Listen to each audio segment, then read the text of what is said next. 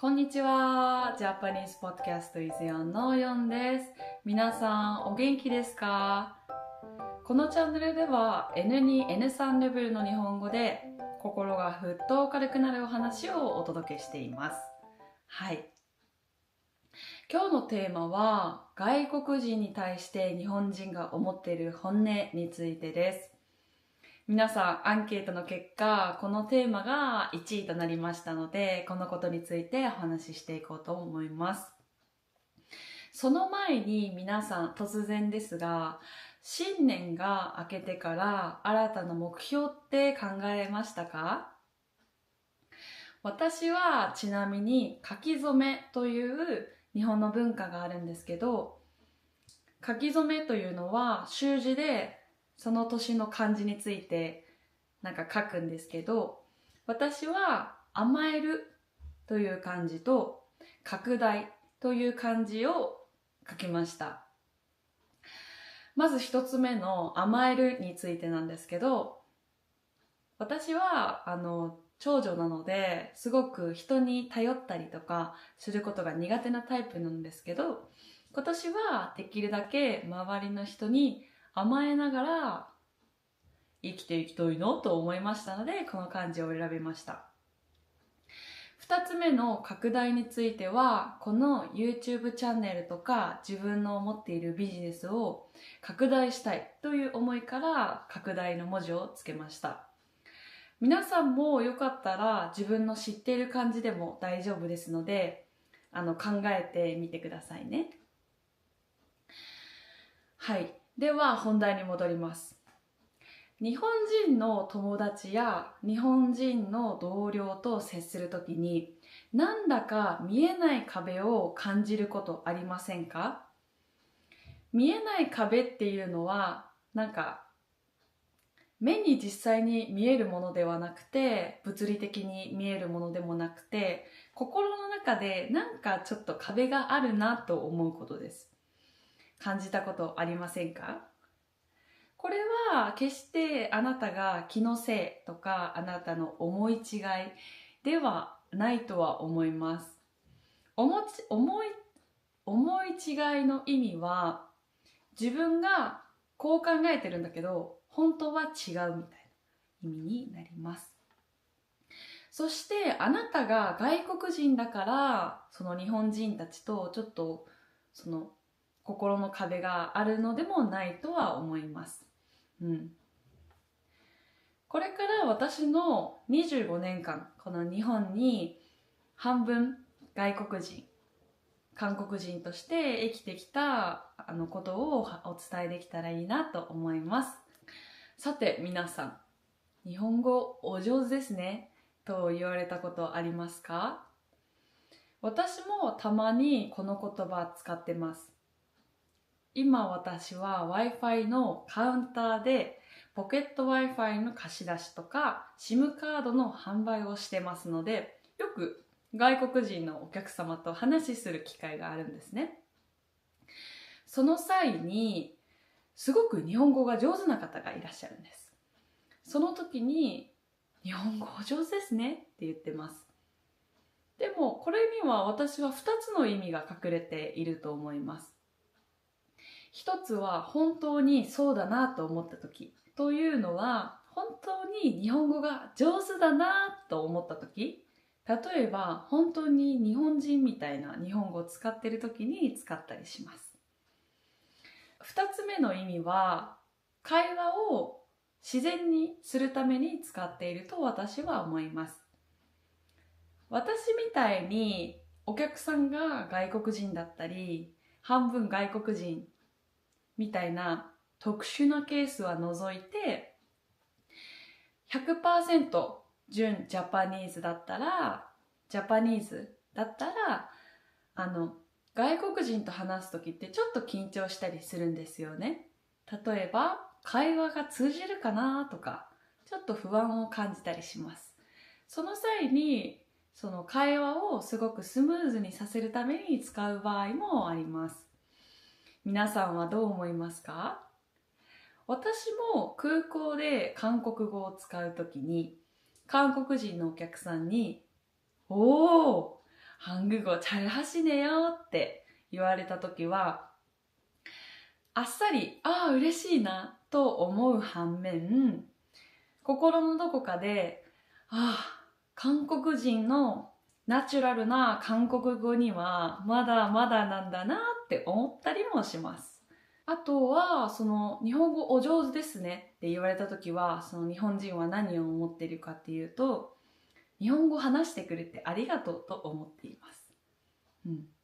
だって日本語を外国人が話してくれると、私たち日本人にとってなんかすごく安心するんですよね。例えば私が英語喋らなくてもいいし、自分が知ってる言語じゃないですか。だからすごくありがたいなと思っていると思います。そして次に歴史の話に行きたいと思います。歴史の話。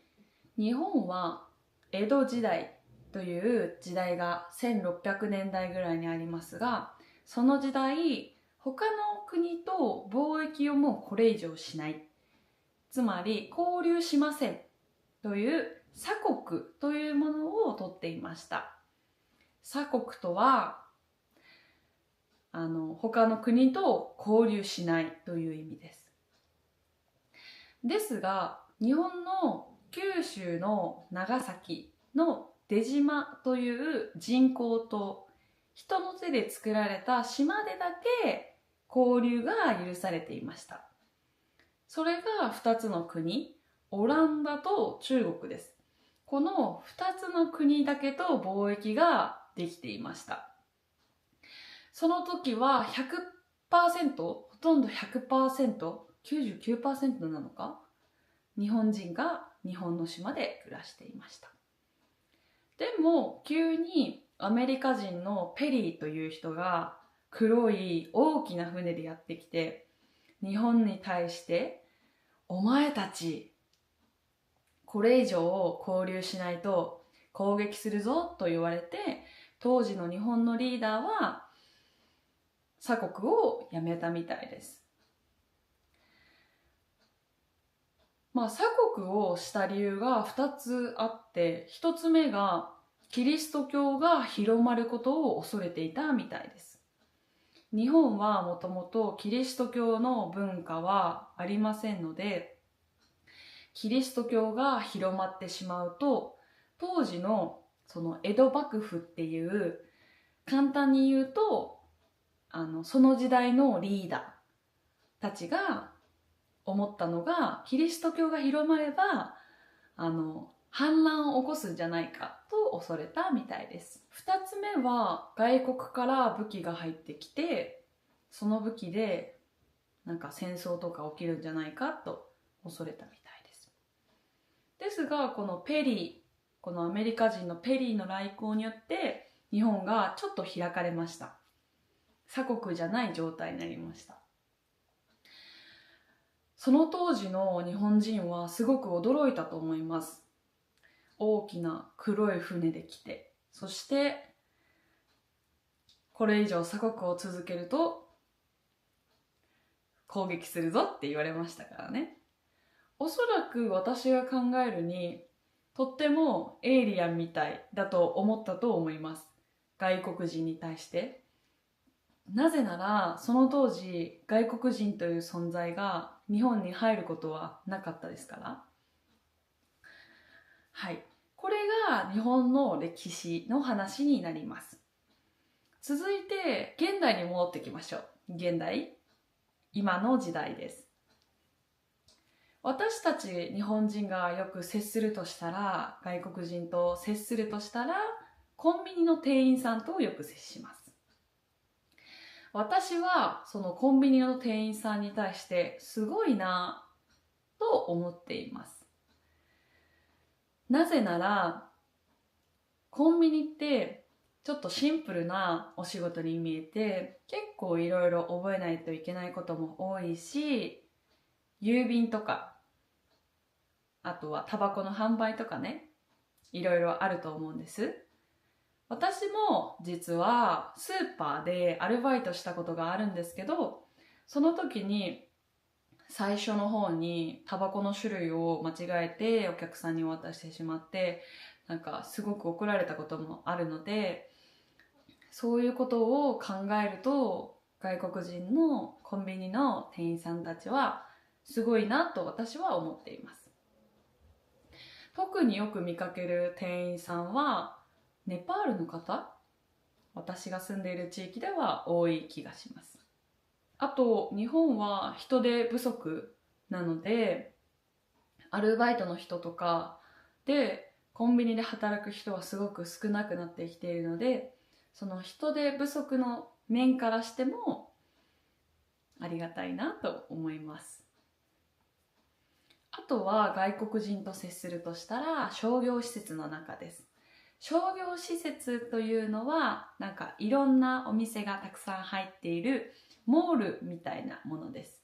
モール。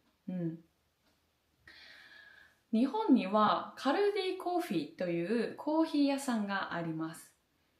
そこはアメリカとか、いろんな国から韓国とかでから輸入された、例えばラーメンとかコーヒー豆とか、あとお菓子とかお茶とかいろんなものを買える場所があるんですけど、そこではこんなサービスがあるんですね。どんなサービスかっていうと、無料でコーヒーを配ってくれていて、そこでコーヒーを飲みながら店内のものを見れるっていうサービスがあります。そのカルディコーヒーでコーヒーをもらうために列を作らないといけないんですね。もらうときに。外国人でも人気なんですよ。最近そのカルディコーヒーっていうお店が。それでそこで本当は並ばないといけないのに、例えば割り込んで入ったり。割り込んで入るというのはみんなちゃんと並んでいる列があるのに、その列の途中に入るっていうことです。本当はこの列に並ばないといけないんですけど、割り込んで入った場合にはすごく目立ちます。私実はこれを見たことがあって、なんかちょっともやっとしました。なぜかというと、日本では並ぶということがマナーだからです。皆さんの国では並ぶことマナーになってますか？日本は特につまり個人をすごく尊重するっていうことよりかは、みんながということをすごく大切にする文化の国ですので、例えばその列に割り込むということもそうですし、あとは電車の中で優先席に若いのに座るという行為もちょっとマナー違反になるかなと私は思います。優先席というものは日本人にとって妊婦さんの方だったり、ちょっと足が怪我している方、またはお年寄りの方が座る席になってますので、前ね、私こういうの見たことあるんですね。別に何もこの野郎って思ってるわけじゃないですけど、ちょっと見たことがあるのが、優先席にある国の方が座ってたんですね。とっても若い方で、それを見た時になんかちょっとモヤモヤしたんですけど、こんな人もいるだろうって思ってて、横のおじいさんの顔を見たら、ってこんなもうへの字型に口がなってたんですよね。それを見た時に、やっぱりマナーを守るっていうのはその国の人へのリスペクトを表しているんじゃないかと私は思いました。リスペクトです。なんとなく私も25年間日本に住んでみて、半分外国人として生きてきましたが、やっぱりその国に住むとしたら、その国のルールを守るということはその国へのリスペクトにつながるんじゃないかなというこの結論に至りました。私ももちろん従えない日本のルールいろいろありますが、やっぱりその国に住むとしたら、その国への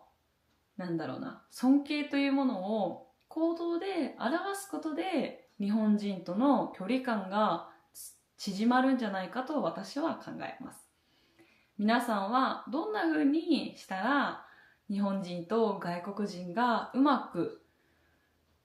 共存、共に住めるという意味ですが、できると考えますか？もしよかったら皆さんの考えを私のコメント欄にシェアしてくださいね。日本にはこんなことわざがあります。郷に入れば郷に従え。私実はそんなめっちゃ好きなことわざではちょっとないんですけど、でもちょっと紹介させていただきます。郷に入ればというのはその集団に入ったらという意味です。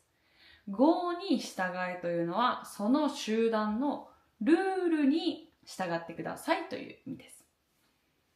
これは決して外国人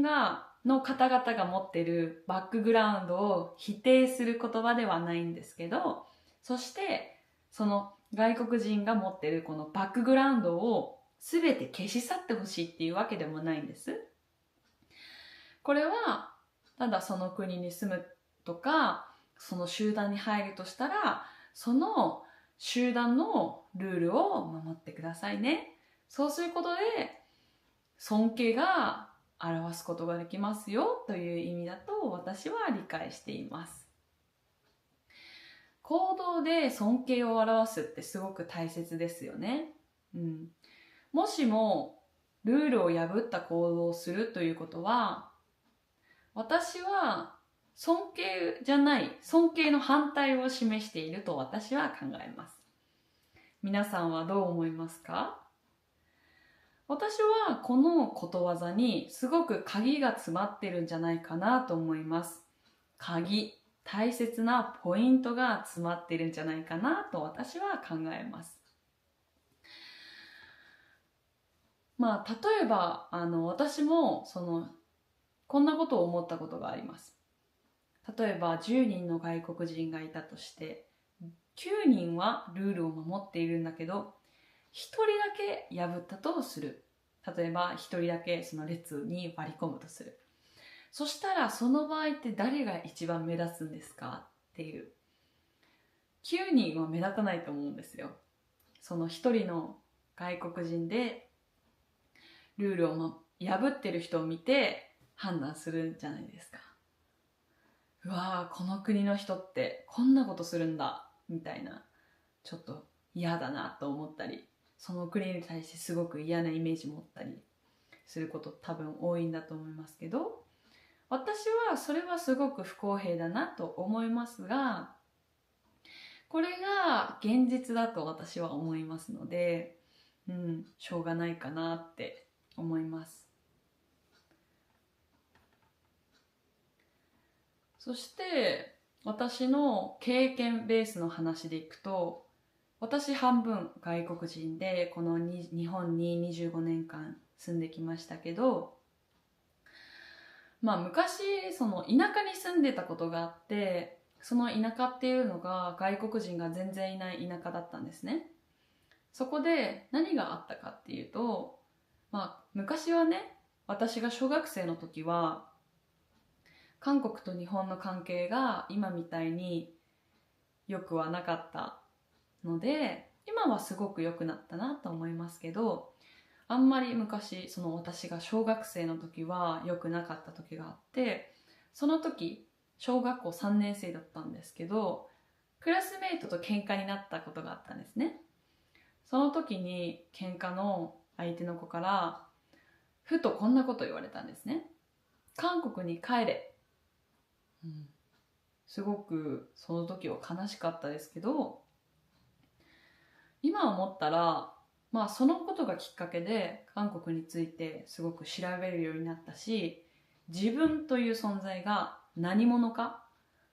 自分のバックグラウンドが何なのかということについてすごく考えるきっかけになったなと思っています。今はね、すごく関係が良くなったので、私はそれで嬉しいんですけどね。そういうこともあるので、今の時代に全ての日本人が外国人を受け入れているわけではないと思いますし、外国人の方で日本に働かれている方とか、ちょっと悲しい思いをしたりとかされる方いらっしゃるかなと私は想像してます。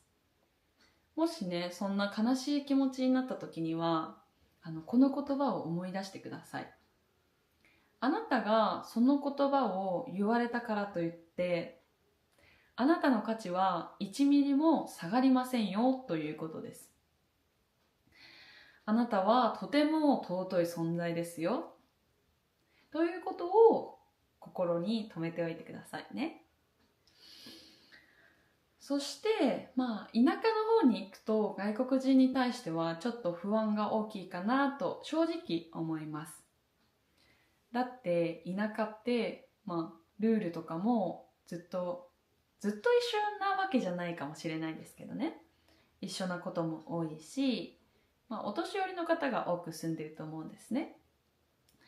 だから田舎に行くときは田舎の日本人はちょっと不安に思っていることも、多いのかなと私は思います。結局この話以上をまとめると、まずあなたが外国人だから日本人に嫌われているとは私は思ってないです。そして日本語が話せないから、あなたの日本語がすごく上手じゃないから心の壁があるのでもないと思います。もちろんね、ペラペラ喋れた方がいいと思いますが、私が一番大事だと思うのは、やっぱりその国へのリスペクトを行動で表すということだと思います。リスペクトを表すことができると、例えばルールを守るだったり、日本語を勉強するということはすごくその国へのリスペクトを表しているんじゃないかなと私は思います。そういう行動の積み重ねを私たち日本人はよく見てますので、そういうことができるともっと日本人と仲良くなれたり距離が縮まるんじゃないかなと私は思っています。